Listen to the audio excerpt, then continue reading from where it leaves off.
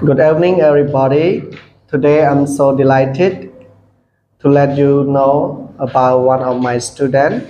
He is going to tell everyone about his day. So let's welcome and let's get started.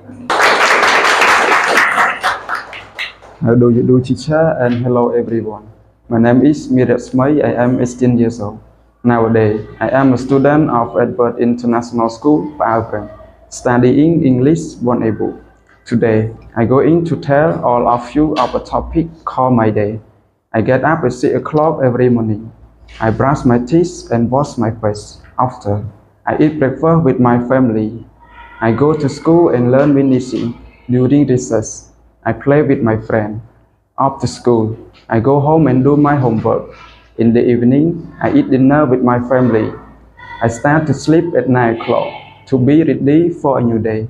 Finally, I would like to say thank you, teacher and everyone, for your listening to my presentation and wish you all the best.